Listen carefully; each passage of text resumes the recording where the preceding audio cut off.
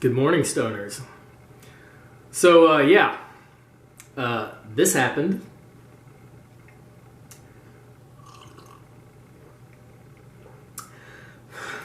So, first thing I want to clear up is the way my name is pronounced is Jeremy Molinax. Which is interesting because the way Adrienne pronounced it is actually the original French way to pronounce it.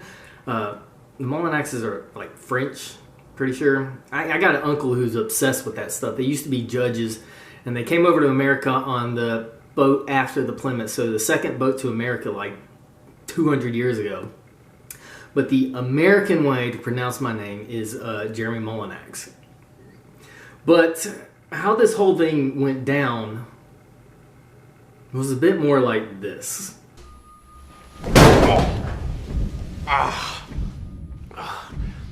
Never start with the head. The victim gets all fuzzy. You can't feel the neck. See? You wanted me. Here I am. But I know the truth. There's no going back. You've changed things. Forever. And why do you want to kill me? I don't want to kill you. What would I do without you? No, you complete me. You're garbage. Even to a guy like me, that's cold. See, I'm not a monster. I'm just ahead of the curve. So, Adrienne put some time and effort into this video. And there's some parts of it that I absolutely fucking love and die laughing. Like, if I'm going to do the day and I just want to have a laugh and smile, I just think about the part where Adrienne's like, look at this guy with his pecs and his condescending smile and me looking like a speck. That shit still makes me laugh. And whoever put the comment, this guy's got more hair than he has brains, that motherfucker won the comment of the day. And then people were copying and pasting that. Man, get that motherfucker credit. That's how you properly roast somebody. That shit was funny. But since Adrienne put all this time and effort into this video, I got to do a response back. Here's my response to this entire video. I'm still right about everything.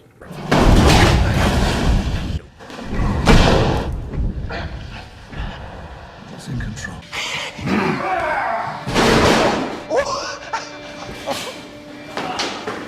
Look at you go!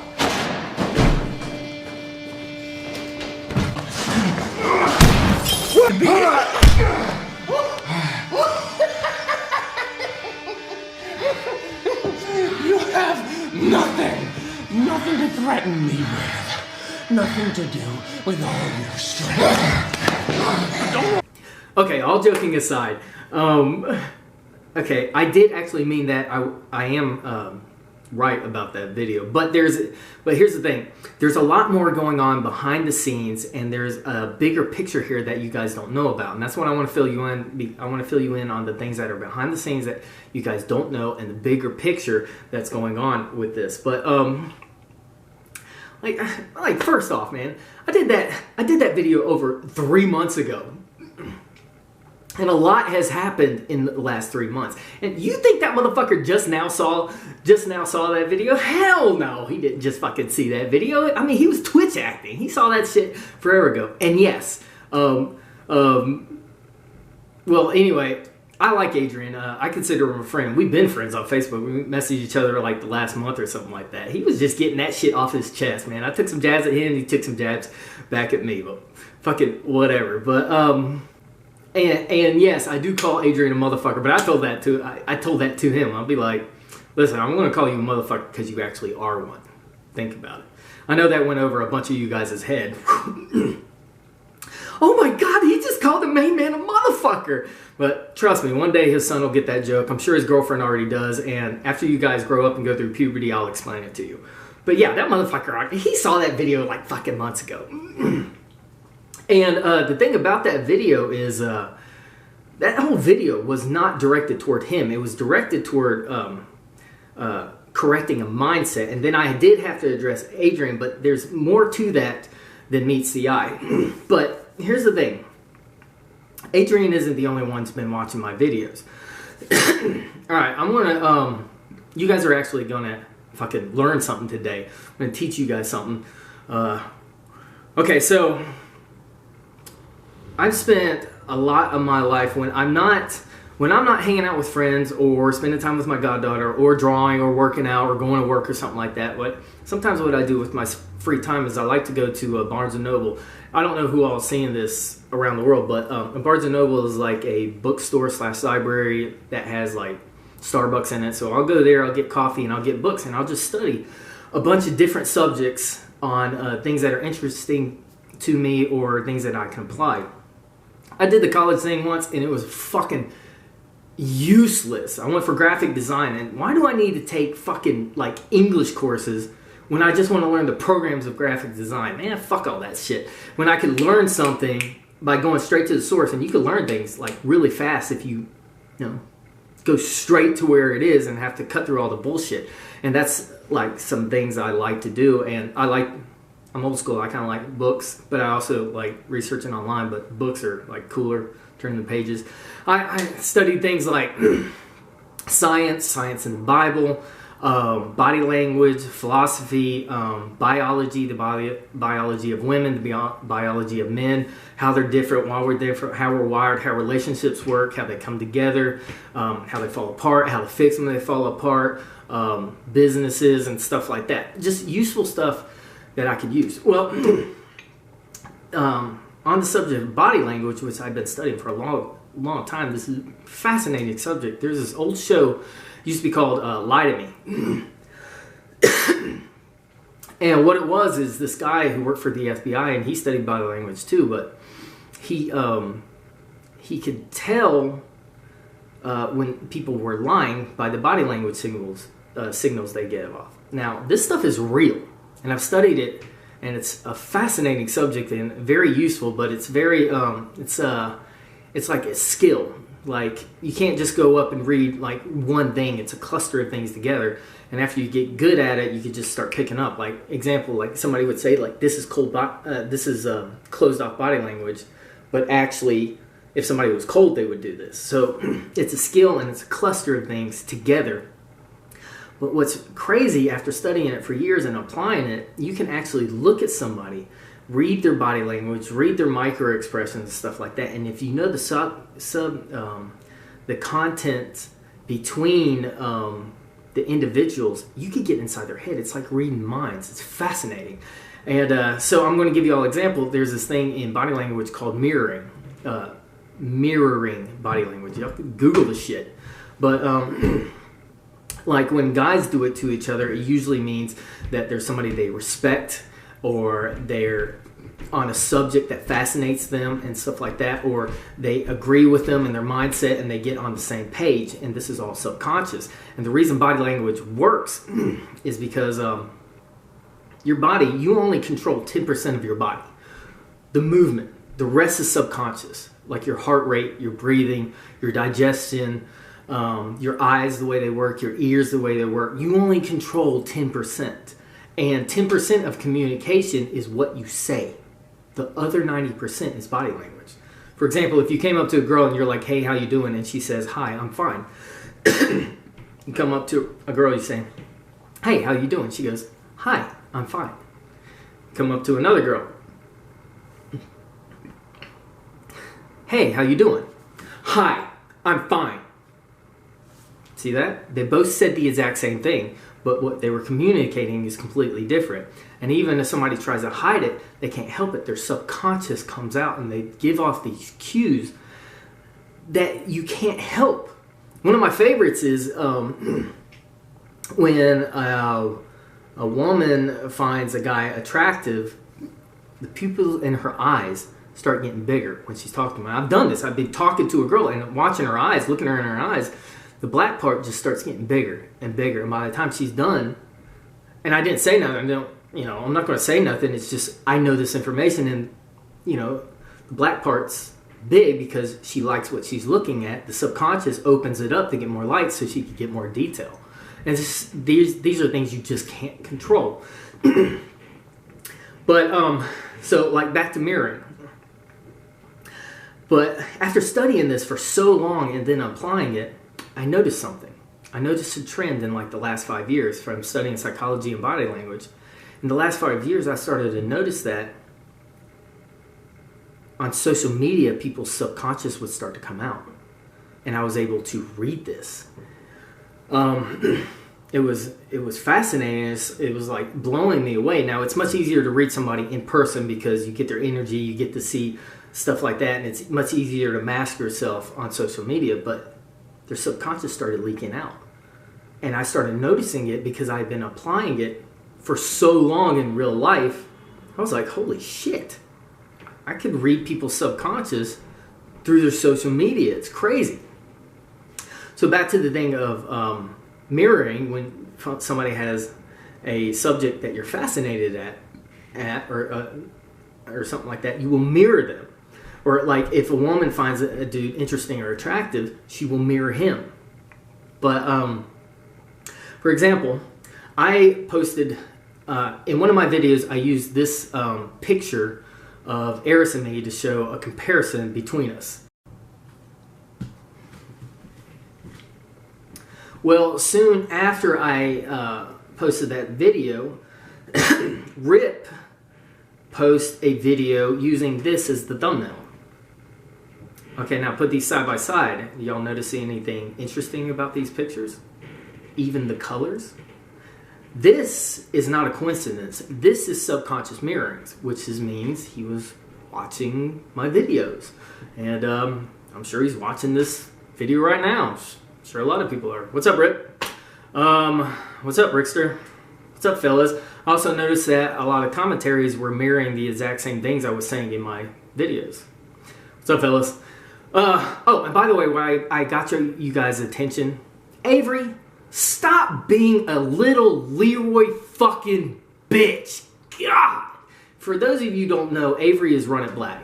Man, Avery, dude, what's wrong with Leroy? Let's play for money, $100 right now. Dude, I'll be like, man, this guy's pretty fucking cool. I actually like him. Then you'll say shit like that and you throw it all out the fucking window. Hold on, Avery, let me check something. Wait a minute. Yeah, my balls are still dropped. My dick's still between my legs. I still use my mains, and if I start struggling, I don't go run into Leroy. Man, stop being so fucking disappointed. Jeez. Anyway, fucking moving on. Well, I posted a video concerning the Leroy subject. Immediately after I posted that, No Pants and Eris dropped a video using this thumbnail. Y'all notice anything interesting about this thumbnail? Kind of weird to be posting right after my video of Leroy? Well, immediately after that, Adrienne drops this video. And the very next video that No Pants and Eris drop is this one. You guys notice anything interesting about these three together? And if you put them in order, 1, 2, 3, 4. Almost like the last one's kind of mocking Adrienne's. This isn't coincidence. That is actually subconscious mocking. Well, actually, knowing No Pants, that motherfucker's probably mocking him straightforward anyway. But anyway, yeah. And this has been going on since I dropped my fucking videos, and I just never said anything. I knew all these motherfuckers were watching, and I know they're watching it right now. What's up, fellas? Hey, Adrienne. What's up, No Pants? Eris. By the way, Eris, yeah, bro, you ain't got nothing to worry about me. I got this whole situation under control, but thanks for looking out, bro. And thanks for, like, having my back. But you ain't got nothing to fucking worry about these trolls. I got this whole situation under control, but my man, looking out. But, so, yeah. I knew all these guys were watching my videos, and when I didn't even have fucking 100 subscribers when I posted that my first video. It had over 2,000 views. I was like, holy shit. And then all my ones were just getting hundreds and hundreds of views. And I was like, fuck, man. And I know all these dudes are watching it. I'm not going to be able to stay a secret for, like, ever. So I knew something like this eventually would happen. But, okay, so in the Bible, there's a story of Joseph. Joseph is sold as a slave. And he goes to a man's house. He's a slave, but the dude's cool, so the guy puts him in charge of the whole house. the guy's rich, and so Joseph runs a whole house. Well, his wife, his MILF, wants to bang Joseph because he's like, you know, a good-looking dude, but he's not giving up the D. And just like any crazy woman does, she has him thrown into prison. So when he goes to prison, now they're like, oh, this dude, he's got a good head on his shoulder, so they put him in charge, and he runs the entire prison. Now, he interprets a dream for Pharaoh, and then he becomes in second command of Pharaoh and runs the entire nation. So, you know, he's a slave, runs a house, small scale. He's in prison, runs a prison, small scale. And then he's second in command and then runs an entire nation. Small scale, large scale, right? I said I knew this whole fucking shit was coming. Because in my first video, I talk about what happened in my town. In my town, we had a unique situation where all the Tekken guys would get together and we'd all hang out at like my brother's house and stuff like that. And then it moved to my house and we just had these huge fucking get-togethers. I was the only one in this town that was using lows and throws. A guy comes in, manipulates everyone to say that lows and throws are cheap. This is everyone. I was the only one using it, saying that was fucking stupid, and they were all like, no, lows and throws are cheap. He manipulated everyone, and at the time, he was talented at the game, and he was popular, and everybody fucking listened to him. Everybody. Who was the only guy who was right? I mean, looking back now, as stupid as it fucking sounds, he was the only guy right using lows and throws. And the reason all those guys would listen to him, one, they wanted to prove themselves to him, and second, it gave them an excuse of why they were losing to me. They didn't have to put the blame on them. They didn't have to say anything about me. It just gave them an excuse. Oh, the only reason we lose to Jeremy is because he uses lows and throws. Y'all see a pattern going on here? And plus, all these motherfuckers talking shit to me are my friends. And when that guy was exiled, the guy who fucking caused all the problem was exiled, all these motherfuckers are still the ones who were coming on Tekken night still. And they're doing lows and throws and stuff like that. And the one who got, my buddy Chris, who got abused the most from that, and was like, man, it's just your character using lows and throws. Now that he's doing lows and duck and throws and punishing and stuff like that, he's got one of the best defenses of anybody in the group just about now. He just has a sixth sense because he was abused so much at it. And then when he figured it out that it was fucking bullshit, and he started applying, his defense has become awesome. But do y'all see this? When that guy was finally exiled and everybody started getting on the right path, now everybody's been growing. So just because there's a bunch of people saying that one guy's wrong, and even though they're fucking butthurt, doesn't make them right. So yeah, small scale, large scale, it was the exact same. And like, you know, back in the day, all my friends used to give me shit because I used lows and throws. And they'd get pissed and stuff like that. So I knew when Adrienne's video dropped, I knew what to expect. The backlash of me calling people out for being fucking stupid. I was like, a lot of people ain't gonna like this. Well, I already fucking knew it was coming. And actually, I was in the grocery store, and I put my grocery shopping list on my phone. And after Adrienne's video dropped, I'm getting all these fucking notifications, bing, bing, all these messages coming in. I was, holy fuck, I actually started to message Adrienne, like, bro, how the fuck do you turn these comments off? And I was like, nah, fuck it, I'll just Google it. Yeah, like, I went to the webpage. I didn't know you actually turned it off on the phone, which makes me wonder if I get a new phone, if I gotta do that shit again. But whatever. I turned off fucking notifications, but, I mean, what I saw is exactly what I expected. Before I turned off notifications, and I have not gone to my comment section because I just don't want to fucking waste my time with all the fucking stupid shit that's coming. And I got a gist. There were some guys who would be like, actually, this guy, he has some good points and makes some sense. And then there's other dudes, man, fuck you, you bald bastard piece of shit. You need to pay me attention. Fucking answer my question. Fucking blue eyes, white teeth, in shape, man. Fuck you, Jeremy. I hate your guts.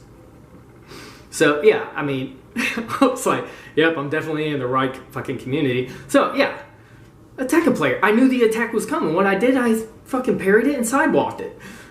Exactly like this.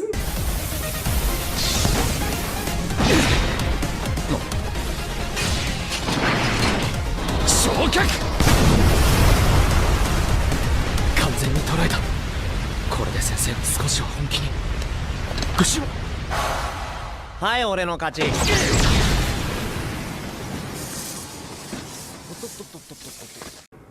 But how could, and I'm sure you're wondering, how could an entire town be led to believe that lows and throws were cheap? The exact same way, and I'm telling you guys, this whole thing with Adrienne and the Tekken community, I've already been through this, and it's fucking crazy because it feels no different. Small scale, large scale. I'm like, holy fucking shit, this is like deja vu completely, and I actually know exactly what to do in all these fucking situations because I've already been through it, already went through it, and now everybody's on the fucking right page, and it's fucking crazy. But if you want to know how that could have happened for them to think that, it's exactly the same thing that's happened on a larger scale for that fucking season 3 balancing of the game. Now, I'm going to show you this video. I want you to watch this guy and listen to what he's saying. Okay, because what he's saying is exactly what happened. Now, open your minds and pay attention. Watch this. Despite what you might be thinking, these two circles are not equal. I repeat, these two circles are not equal. One is in fact larger than the other. What I need you to do is determine which one that is.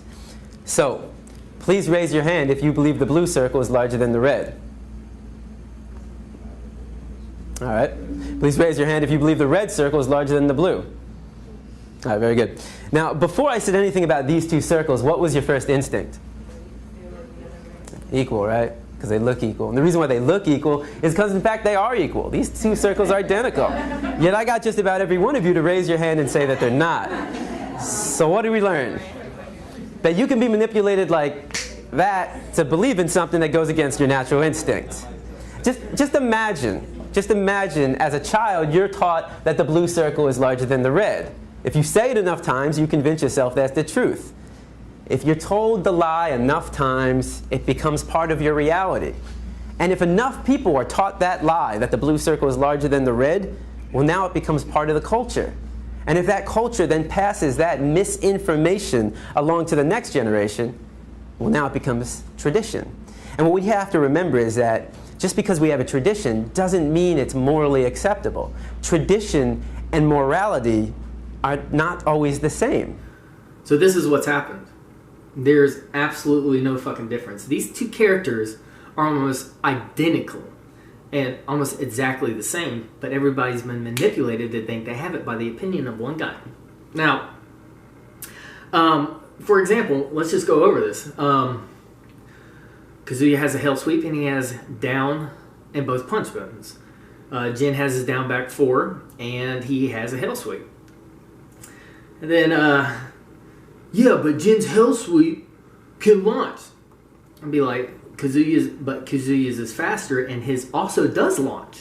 If the wall's cat at corner to your right, you get a full launcher. It also wall splats. Jin's does not wall splat and his hell sweep is slower. On top of that, you could do a double hell sweep because with Kazuya, and you with the first one and the second one connects, you get a full launcher, which gives it a 50-50 mix-up in the back. So Kazuya's hell sweep is better. And then you look at Jin's down back 4, which should have not been nerfed because it launches and Kazuya's launches. Now Jin's down back 4 is only -13. Kazuya's is only -14. There's only 1 frame difference. And guess what? Kazuya's is better. Why? Because it crushes highs. Jin, you're standing in front of him, you can jab it out of it. You try to jab Kazuya, it'll launch him. You'll get launched because it crushes highs. Not only that, it hits grounded. Not only that, you can cancel it. Yeah, but what about Jin's standing forward? What about Kazuya's gut wrencher? They do the same fucking job. Yeah, but Jin's is safe. No, it's not. It's a high. You can duck it and launch punish him. You cannot launch punish Kazuya's gut wrencher. It's only -11. You get a 10 frame punish and that's it. And not only that, if you do the perfect electric wing god fist after that, how much fucking damage does that take off? It's almost a death combo. It's better than Jin's standing forward. Well, what about Jin's forward 4? What about Kazuya's forward 3 that hits at range 3.4? Jin's forward 4 doesn't even hit at range 3. I think it's like 2.8. And it's only -13, so at that range it's completely safe. What about Kazuya's sidestep 3 that does a launcher? What about his back 4 that tracks and on counter hit does a tailspin launcher? What about his forward, forward, forward? That on counter hit does a full launcher.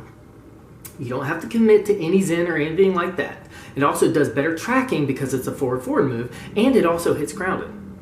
And all 4 of those moves I just mentioned of Kazuya are safe. These characters are exactly the same. The only difference between them is a couple pokes and a couple strings. That's it. They are exactly the same. And Adrienne's contradicting himself to say that Kazuya doesn't need some better pokes and stuff like that. Kazuya already has good pokes. The only problem is his dick jab medium goes into crouch. His wall standing 4 comes from crouch. Just give him one where he's fucking standing. That's it. That's like having a chess set and Kazuya's missing like 3 pawns. And then he's saying, take 3 pawns away from Jin. Man, fuck that. Give Kazuya 3 pawns and then it's a fair fucking game. And it contradicts himself to say that the only thing between these two that is missing is a couple pokes and a couple strings. Other than that, they're the exact same. But what he wants to do is drag one person down? No, this mindset needs to be abandoned because these characters are almost exactly the same. And all this whole thing has come from the opinion of one person and he's wrong. But here's the thing, and I want you guys to understand this. I'm not judging Adrienne, and I don't put the blame on him for this. I'm not judging him because I used to think like that too. But what happened is I grinded it out with my brother. I grinded it out with my friends. And then you get to a point where you start to see, wait a minute, it has nothing to do with the fucking characters. And you're like, and after you reach that point and you get to the point where you're like, holy shit, this whole game's about mind games. It's balanced and it's fair, and then you can start to see that you can actually take, and I was able to get to a point where I could take a character and switch them out with another character and find moves that are similar to the one I switched out and use them the exact same way. It didn't matter. That's how Nee does it. If you'll ever watch Nee, everybody's like, he's a master of all these fucking characters. Watch Nee. Nee only has to pick out the moves that work with Nee's style, and that way he can just, he plays the same with everybody. So all he has to do is find the moves that match that. He's reached that level. I understand that level. And it's because of offline play. I was able to grind it out because of offline play and reach that level to where I got to the mindset where it has nothing to do with the characters. And this mindset needs to be fucking abandoned because it's wrong. But, and the one thing that Adrienne's missing that has kept him stuck, because my mom has this saying, it's really simple, but when you think about it, it's very profound. She says, if nothing ever changes, nothing ever will. I was like, damn. I mean, that's simple. It's easy to understand, but it's pretty profound. See, the one thing that Adrienne's missing is offline play. The way I was able to get past thinking like that was offline play. Why are the Pakistans so good? Offline play. Why does Eris and the guys in California look at the game differently? Because of offline play. Why are the Koreans so good? Offline play. What is Adrienne missing? Only key he's missing is offline play.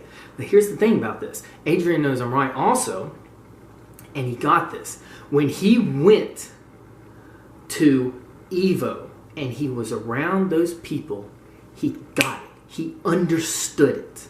Watch this. I've realized that the competitive aspect actually excites me way more than I thought it would. And I've realized, and yeah, knock on wood here, but I'm never gonna salt again on stream. Unless it's really laggy. But I'm never gonna salt due to a character matchup again. Or feeling that someone plays cheesy. Yeah, okay, these are big words here, considering I can be pretty salty, but I just felt like something clicked when I was there. It's like I just, bam, no, I actually want to. I didn't think I wanted to earlier, but now seeing Evo, I'm like, I wanna try again maybe next year and see if I can do better, or maybe get 97th place again would be epic. But maybe also see, maybe I can do even better. Like, I'm gonna learn every single matchup in the game. Next time I'm in ranked battle with Kazuya and I encounter an Eliza or a Kuma, I'm just gonna stick with it. I'm not gonna play 5 matches and then go, I hate this matchup, whatever, I'm gonna see if I can get anything else. no, I'm gonna stick with it, and I'm gonna learn that matchup 100%. Yoshi, oh, it's a Yoshi. Stick with it, learn it 100%. And I'm gonna patch all of these holes I have when it comes to character knowledge, and I'm gonna improve my punishment. I'm not bad at punishing, but I could be much better considering my execution. So that's something I'm gonna really take to heart, and I know if I patch those two very well, I'm gonna have probably a very sound and safe and strong Kazuya to compete with next year. So yeah, on a personal level, something happened there where I feel like my what's it called? My not attitude to the game, but my my perception of who I want to be, you know, as a Tekken player, it kind of changed a little bit. I've never felt the competitive angle interested me very much, rather than playing for fun, you know, in ranked and doing what I thought was fun. But being there at EVO, it's like, I don't know, something, just the amazing atmosphere and the fun of competing. Just, I didn't think it was going to be that fun competing, so it's something I want to do more in the future, and I want to see how good I can get at that, how good I can become. So yeah, that's a very interesting evolution there. So yeah, knock on wood now. We're gonna see if I can... I'm gonna salt at lag, that's never gonna go away, but when it comes to the character matchup, I'm gonna change there. See, Adrienne was already on the path to start changing and going down a new mindset. But what happened when he came back from EVO is he got it. And see, the thing about it is Adrienne's really smart. He picks up on concepts like that. So it didn't surprise me. I was getting excited because I've already been in his shoes and been down that path. I was like, this is going to be fucking exciting. I cannot wait to see Adrienne where he goes with this. But what happened is he got back home, and when he was away from it, you know, getting in the same pattern, he had all this fucking bullshit with the let's nerf more characters, and then it happened. And that's what brought me out to make that one video. But it wasn't about Adrienne. If you watch that video, it was not focused on him. It was correcting a mindset. But I also had to fucking correct Adrienne because I didn't know back then that there is a fucking problem in Namco. And we'll get to that in a second. But yeah, I got... Adrienne's mindset had to get course corrected. But regardless, he was going to go down that path. I already know it. Once he started going to tournaments and stuff like that, he's too smart, he's too good at the game. He was going to go there. He was going to be able to change and get out of the mindset that he's been in about nerfing characters, because once he started figuring it out, he's like, oh, characters don't fucking matter. That was dumb. But what happened is after I posted that video, at the end of the video, I said I unsubscribed to him. And I did, because I didn't give a fuck about hearing that kind of stupid whine and bullshit. Well, a couple days after I unsubscribed to him, I'm going through my YouTube feed. And then one of his videos pops up. This is the one that had the copy and paste of all the Akumas. And I was like, man, what the fuck is this dude's fucking shit doing on my YouTube feed? I was like, I thought I unsubscribed to him. And I read the title and I misinterpreted it. And I thought he was being a ding-dong again. I was like, man, Adrienne, you're just causing more fucking damage. And I got so irritated, and I started to scroll past it. But I was so irritated, I was like, man, fuck this. And I hit play and I watched it. And I started watching him. And I started listening to him. I was kind of blown away and completely surprised. And I was like, oh, he gets it. He sees it now. He understands the cancer.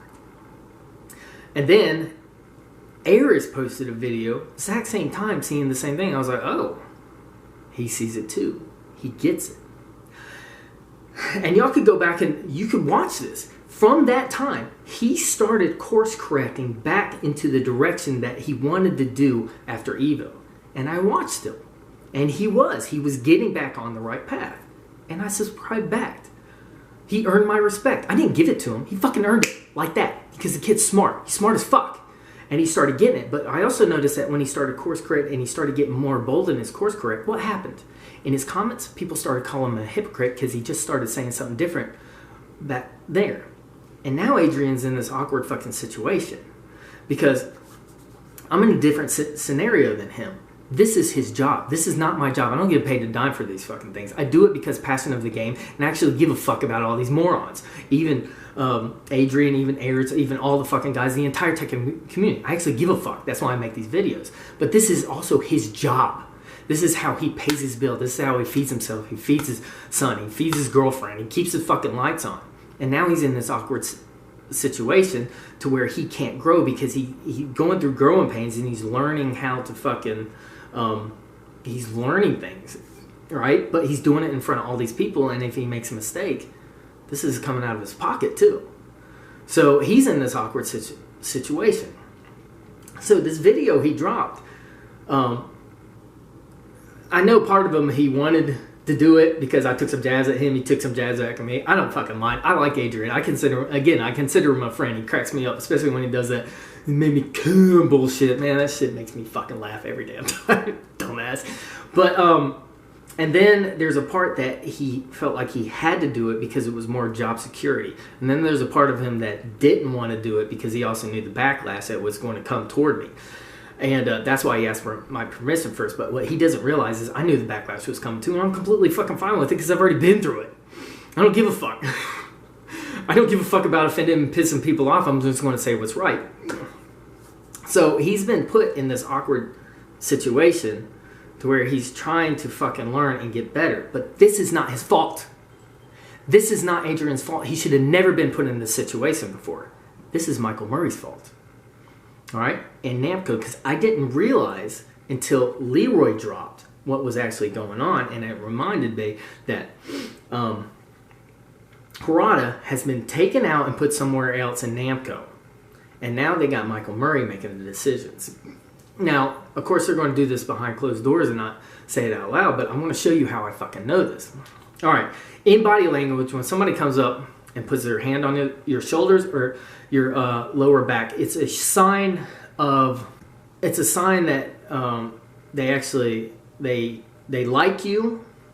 They consider you like a friend or something like that, but it's also a subconscious sign that they're the one that's in control, that they're the ones in charge. It's like what a parent does to a kid. They put their hands on their shoulders and they guide them and stuff like that. So there's some arrogance behind it. Y'all ever been in a picture and then somebody comes behind you and they put their arm around you and they put it on your shoulder and you get this weird fucking feeling like they're kind of above you? It's almost this kind of, but they don't mean it like that. They're just like, you know, I like you, but you get this weird fucking feeling. That's because in their head, even though they like you, they have this thought that they're above you, and it comes out subconsciously. Now, y'all remember that video in at the Tekken finals where Harada comes up and he's talking to Tasty Steve, and he was like, "You're a good commentator, but that singing, you got to fucking stop it." Pay attention to the details of what Michael Murray does during that. What he does is he comes up behind Rip. He puts his hand on his shoulder. He tells him to move his other arm. He pats him on the shoulder. He pulls back. And after Harada goes, "Stop that," he walks away. Michael Murray comes in and says, "You can keep singing." What he's doing there, he can't take it that Harada, now Harada's talking to him on an equal level. But Michael Murray coming up is putting his hand on Rip like he owns him. That's the subconscious text behind it. But it isn't just Rip. That's symbolism to the entire Tekken community.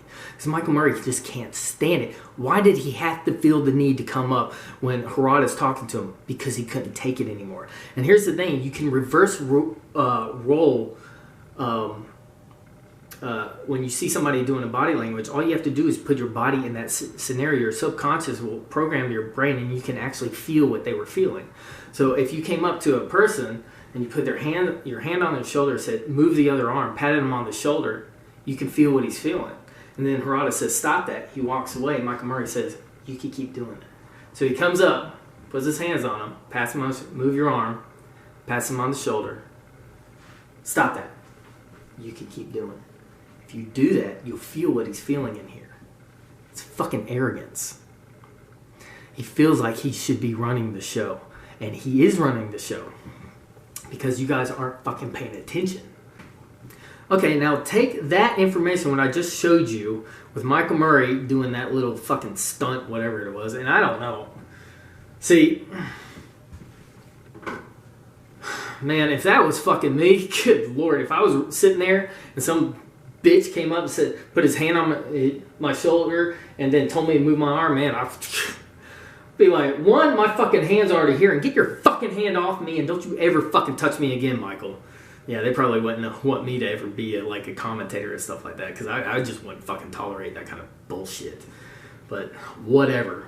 But you guys take that information and then put it with this tweet that Harada just posted, where he's like, you have to sit the hell down.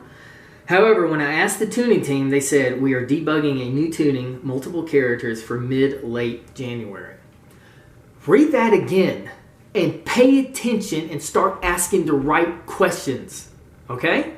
Read that again. Harada came up and he said, when I asked the team, when I asked, and they said, we are debugging. Harada said, when I asked, they said, we are debugging. When I asked, we are debugging. When I asked, we are debugging. Why is Harada asking this team this question?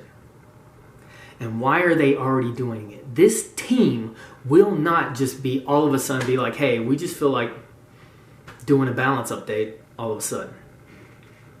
Why is Harada asking that? Normally he's the one who would be telling them that. And he knows exactly who to fucking go to and ask, because normally he's the one who would be telling them that. But obviously somebody already fucking told him to start working on this. They're scrambling behind the scenes because it's fucking Michael Murray. It's not Harada, but they haven't told this to the public. It's just right there in front of you guys' faces.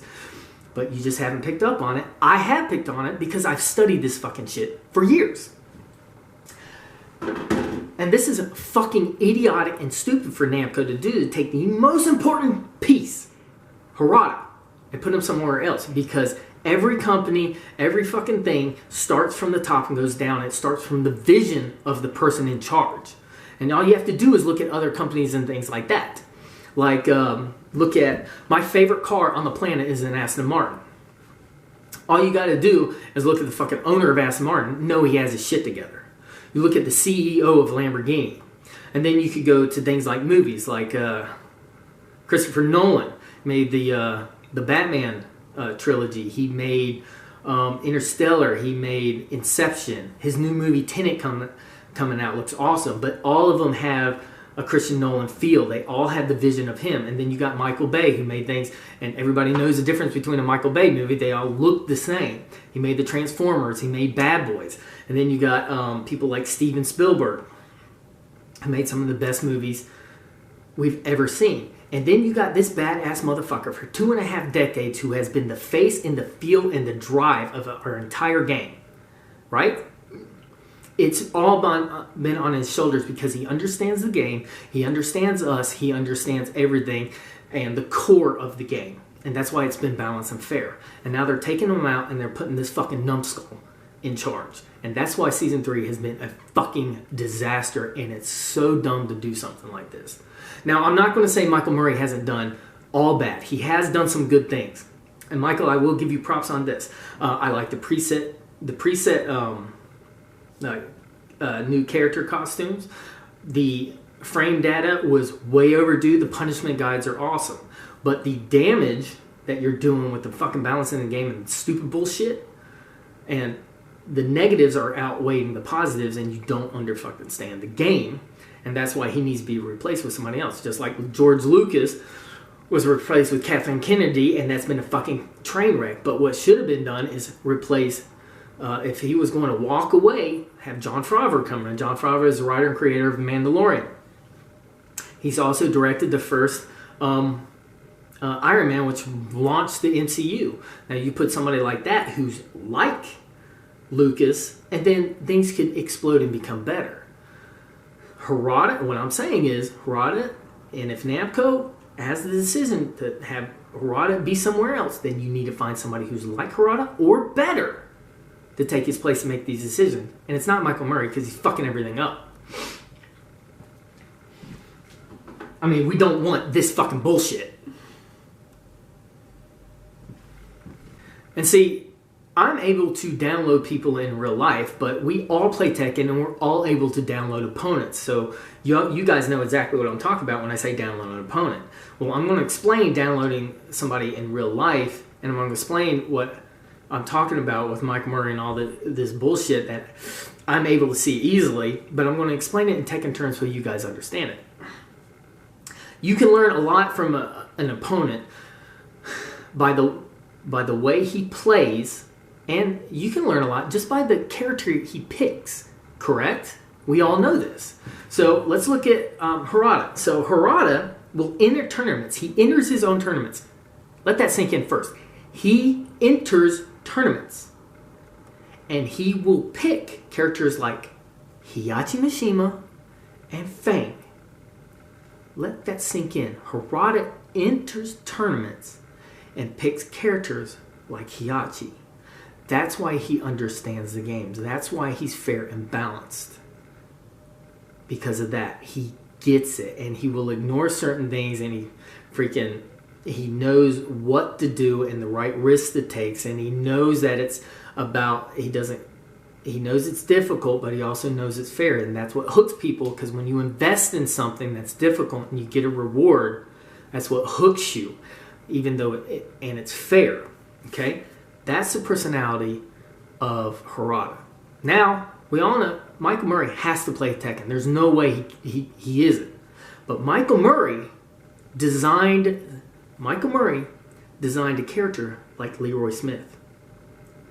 What type of player would design a character like Leroy Smith? What type of character would also nerf strong characters and then design a character like Leroy Smith? Think about that. The person in charge right now is a green rank scrubbed. Do you guys understand? This is a major fucking problem because the entire Tekken community is smarter and mentally stronger than Michael Murray. And Namco, you've got to fucking understand this. You've got to find a replacement who's like Harada, who understands the game, who understands people, who understands businesses, who can take the game farther, because it will not work with Michael Murray. See, I have a vision for Tekken that it can become more mainstream, and I did a little experiment with people who don't give a fuck about video games, who don't give a fuck about Tekken, don't know. I even did this with my dad, I did this with my sister, I just wanted to see what happened. I showed them the match between Little Majin and JDCR, and I've showed this to a bunch of people. Everybody who watched that got into it and wanted to see more. So if done correctly, Tekken can become bigger than what it is. But you can't do it with somebody like Michael Murray because he's fucking everything up. Because once it gets popular and people want to come back to it, what are they going to find? They're going to find a fucking mess that is constantly fucking diluted and fucked up. And he's always trying to cover up shit. And it's a fucking train wreck ever since Season 3 started. You have to have a solid foundation. You can't fuck that up. And then if you have a solid foundation, then you can add to it and let it grow and take Tekken in a different scenario. Can't do it. We got to find somebody who is like Harada. If you're going to take Harada away, you either bring him back or you find somebody who's like him, if not better. Equal to or better than Harada. And I get what y'all are fucking doing, that Michael Murray's been around, act like he fucking earned it or something, but that's like the janitor at fucking Namco's been there for 40 fucking years and now it's time to put him in charge of Tekken. No, Tekken's way too complicated to put it in anybody's hands except for somebody fucking understands it. And this is what I'm saying. This needs, and the way this goes back to Adrienne is Harada is a fucking leader, and now he's gone. Michael Murray's a fucking follower. And as soon as he took charge, what did he do? He started looking in the community for other people to follow because he can't make decisions on his own. So, of course, he's going to look at people like Adrienne and choice other people when they're in developmental stages and then fuck the whole game up because he doesn't know what the fuck he's doing. And that put Adrienne in a fucking weird scenario because now he can't learn and grow because a green rank scrub to get to a place where you're like in tournaments and you can get in top 8. People in top 8 don't complain about characters because they've reached a certain level, and it takes years to get that mindset, and it's a mindset. It takes them years to get there. Michael Murray's not there. We need somebody else. And what he did is he put a bunch of pressure on somebody like Adrienne, and this is Adrienne's fucking livelihood. He's just a dude who wants to play a game and make a living at it, and Michael Murray's fucking everything up. So yeah, I haven't gave a fuck about this whole scenario about what's going on. And again, I consider Adrienne a friend, and I totally hang out with the fucking dude, and I might be able to plan on going to Evo this year. Some shit happened I was going to go last year, but it didn't happen, but I'll bump into him if he fucking goes into tournaments. Yeah, I totally hang out with fucking Adrienne. I like Adrienne. But this whole fucking thing between us, and this is more like job security than anything, but motherfucker knows I'm right. But here's the thing. Now that it's out in the open, it's all going to work out for the best. Because, okay, you dipshits, I know you're fucking watching. We could get that out of the fucking way. I've been quiet about it, but I know you motherfuckers are watching. Now we can all actually start having the conversations we need to fucking get some real changes going. And to fix this whole fucking bullshit with, like, the like Akuma being coming into the game from a different system, and him having a dick jab low poke juggle that's never been in fucking Tekken, and it still needs to be removed.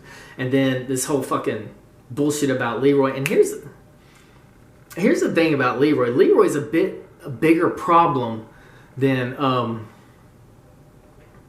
even I realized. There's this guy who he did a video of how Leroy breaks the balance of the game, and I'll leave a link to that. And it's in a different language, but subtitles are English, but he breaks it down brilliantly. And this is the shit I'm talking about, how there's extremely intelligent people in Tekken, and they're going to come out and they're going to shred Michael Murray to fucking pieces. But if you watch that, you will see the arrogance of Michael Murray in the design of fucking Leroy. And here's the thing. I keep hearing people saying they did that to sell DLC. Bullshit. They didn't do that. This is a fucking pure arrogance. Alright? Leroy is pure fucking arrogance. Are y'all forgetting that Gunryu came out too? And he's the same Gunryu. Are you forgetting that Negan came out and he was completely unique, but he was designed with balance in mind? No. Watch this video and you'll see the arrogance of Michael Murray and fucking the Leroy Smith problem. It's arrogance. What this is fucking little man's disease. And we've all witnessed this kind of bullshit before. The guy who follows the boss around, kissing his ass, and then finally gets in a position of power and he lets it go to his head. Look at Leroy. That's what this fucking shit is all about.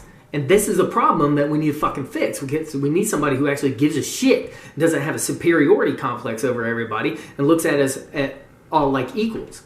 Because if Season 2 was brought over to Season 3 and all the characters just got new moves and then they lifted some up, right?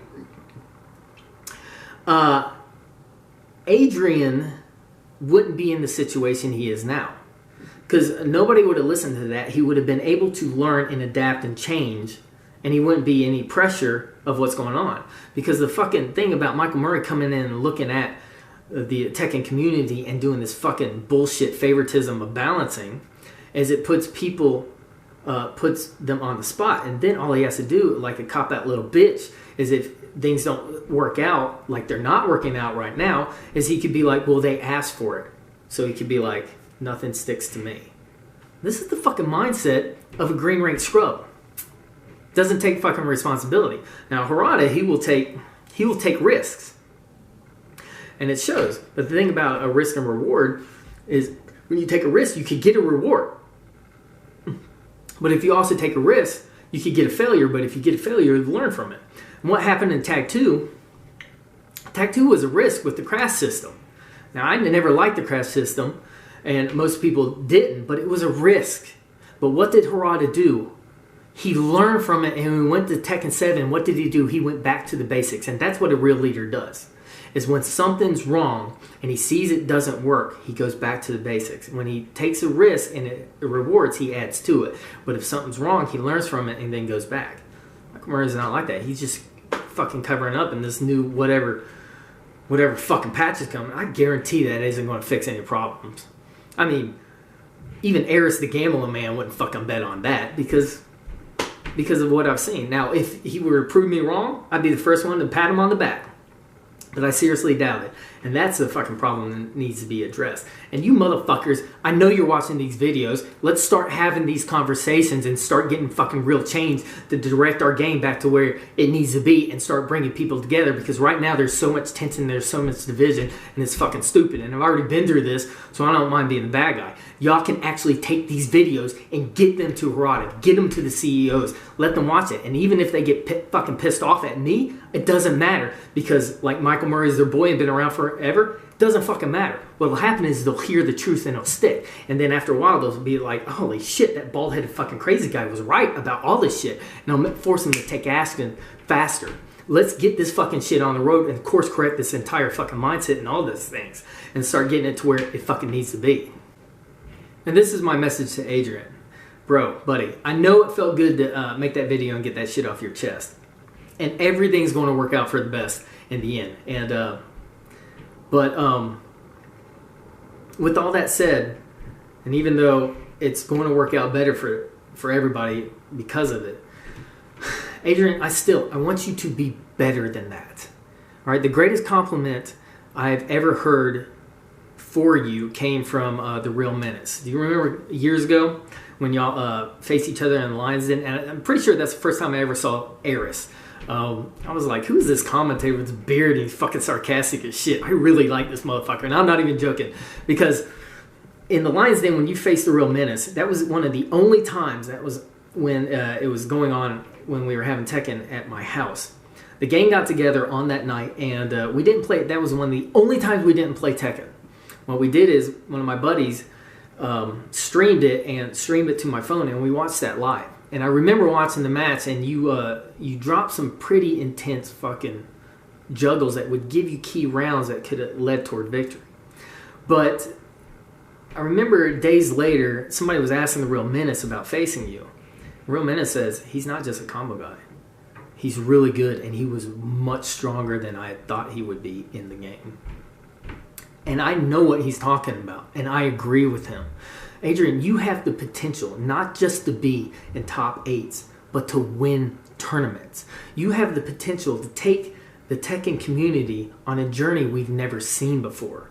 You can grind it out and show everybody what it takes to get there. And I know you can do it, because when you're too smart and you're too good at the game, and you're too passionate about it, and when you fucking apply yourself to things, you go all the fuck in. And let us watch that. Take us all on that fucking journey, because I know you can fucking do it. You need more offline play. Don't abandon online play, but you need more offline play. And I'm not going to say it's going to be convenient, unless it's going to be a fucking grind, but it's worth it. And we want to see it. Show us things we've never seen before. Like if you get signed by like a sponsor or something, take a camera in there, show the process and stuff like that. Vlog going to tournaments. Show the grind. Eris does videos where he's in the lab for hours and people watch that. You can show the grind, and don't lie and don't cover up your failures anymore. Remember, you're not the only one who's going to learn from this stuff. Other people will learn from your mistakes, and it's okay to make these mistakes. And I want to see you in tournaments. I want you to see betters, and I want no more fucking excuses about characters.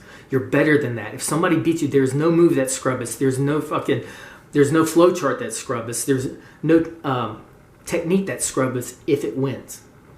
You thank the guy, you go back, you look at and see what you could have done, and you learn from it. And you keep grinding until you're winning tournaments. Because I want the Tekken community one day to see a pain video from Adrienne in top 8s. Let that sink in. Think about that. Go down that path. You started to see that vision at Evo. Stay on that path and take us on that fucking journey. I know you can do it, and I want you to be stronger, and I want you to be better. And when Adrienne starts doing that, and he starts going on, when he goes to tournaments, it is inevitable for his mindset to change. I know it's going to happen. He's too fucking smart, and he grasped the concept. He went to one tournament, and he grasped the concept that I took grinding it out with years with my friends and a lot of people. And here's the thing, Adrienne. Listen, we are going to fight to get the dick jab and low poke juggle from Akuma out of here. We are going to fight to get the fucking Leroy situation fixed, and we're also going to fight to get the fucking Michael Murray thing fixed. But do not waste this opportunity. Look at this as an opportunity, because if you can start beating the guys who are using them at top level play, when they do get fixed, it's going to actually boost your game to where it'll be easier for you to beat everybody else. And it'll also be a boost for like the years that you've missed online play if you can learn that. Use this opportunity. Take it. Go after those guys while it's broken, because that's how the Pakistans got so good so fast with Akuma. Use this opportunity. But yeah, when Adrienne starts going down that path and his mindset does change, because everybody's done that. Everybody's grinded out. And if anybody starts giving him shit and calling him a fucking hypocrite, I'm going to come after you. I don't give a fuck if you talk shit about me, but if you talk shit about my boy when he's fucking trying to change and better himself, I'm going to come after you. I'm going to make you look like a fucking idiot. Then I'm going to have my boy Eris fuck your mom. Then I'm going to have my boy No Pants take a picture of you and draw a little beard on it so everybody knows Eris is your fucking dad now. I mean, I'm not going to fuck your MILF. My standards are way too fucking high. But Eris will fuck your MILF. He'll fuck all your MILFs. And let this sink in. He's probably fucking your MILFs in the exact same room he's streaming in. That is a legend when it comes to trolling and being a savage. See, Eris, you got my back, I got yours, brother. I'm going to send a bunch of fucking MILFs your way. But then after that, you little fucking scrub bitch, for saying some dumb shit like that, then we're all going to laugh at you for being a dumb fuck loser. So kick rocks, get in the fucking lab, and get better, scrub. Alright, you bunch of stoners. Later, fuckers. How about another joke, Murray? No, I think we've had enough of your joke.